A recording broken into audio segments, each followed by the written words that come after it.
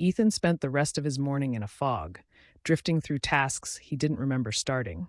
His coworkers' voices sounded distant, muffled, like he was hearing them through water. Every few minutes, he'd check his phone, expecting another message. But the screen stayed dark, too dark. By lunchtime, he couldn't take it anymore. He slipped outside into the building's quiet back lot, pacing under a patchy sky. His mind churned through possibilities, an elaborate prank, a hacker, a coincidence, but none fit. The Blue Route disaster was real. The timing was exact. Someone had known. His stomach tightened as another thought forced its way in. What if the messages didn't come from someone else? What if they came from him? He scoffed and dragged a hand through his hair. No, impossible. But even as he said it, the idea rooted deeper. He opened the message thread again. The warnings, the signature, the uncanny tone, calm but desperate. It all felt like a version of himself he didn't recognize yet. A faint vibration startled him. His phone, another message. Ethan's breath hitched as he opened it. You're about to make a choice that destroys everything. Stop Lucas. He is the trigger. The words slammed into him with the force of a punch. Lucas, his best friend since high school. The guy who'd helped him move apartments 3 times. The guy who showed up with pizza every time Ethan had a bad day. Ethan stared at the message, horrified. Lucas is the trigger? The trigger for what? He typed furiously. What does that mean? What is he going to do? For several seconds, nothing happened. The silence stretched, each second sharpening his panic. Then, he doesn't know what he's about to unleash. You have less than 48 hours. Ethan felt the world tilt beneath him. 48 hours. Until what? He didn't know whether to run to Lucas or run from him. But one thing was certain. Whatever was coming, it had already begun. Ethan drove straight to Lucas's apartment after work, his pulse hammering the entire way. He rehearsed what he'd say. Hey man, are you about to destroy the world? And cringed every time. There was no version of this conversation that didn't make him sound insane. But the messages hadn't been wrong yet. And if Lucas really was connected to whatever was coming, Ethan needed answers. Lucas opened the door with his usual grin.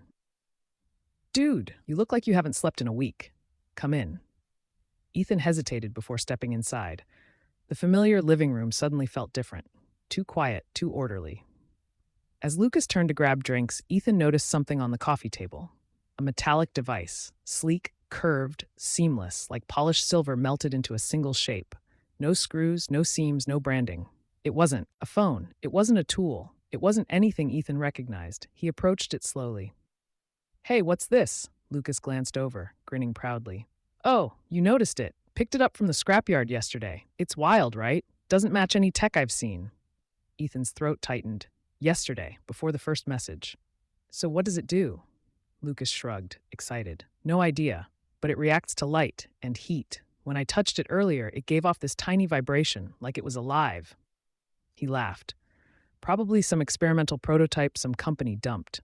Ethan stepped back instinctively. Alive, reactive, unknown. His phone buzzed in his pocket. He froze. Slowly, he turned away from Lucas and checked the screen under his breath. Do not let him activate it, no matter what. A cold shiver crawled up Ethan's spine. His worst fear confirmed. He looked at Lucas, still smiling, tapping the device casually, unaware of the danger he apparently posed. Ethan, you okay? Lucas asked, noticing the pale look on his face. Ethan forced a smile that didn't reach his eyes. Yeah, just tired. But inside, everything was unraveling. Lucas wasn't the villain the message made him sound like. He wasn't malicious. He wasn't dangerous. Not yet. But that device?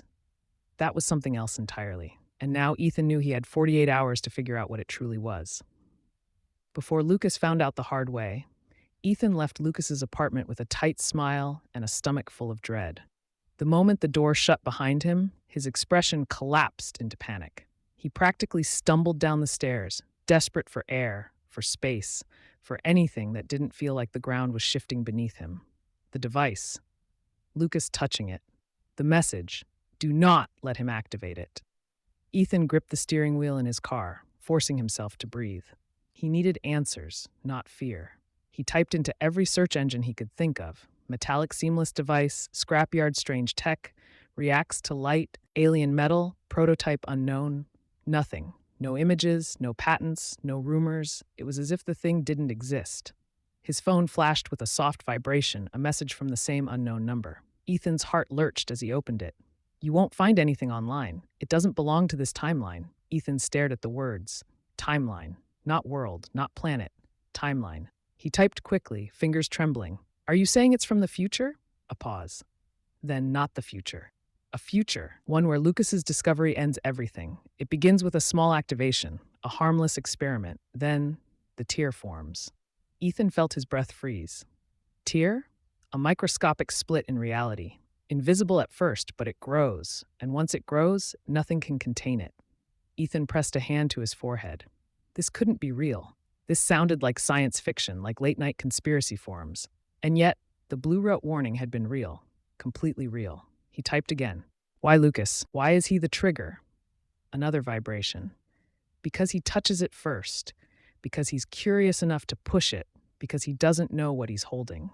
Ethan's pulse raced. Lucas's curiosity had always been harmless. Broken radios, old cameras, junkyard treasures. But this time, he'd picked up something that shouldn't exist.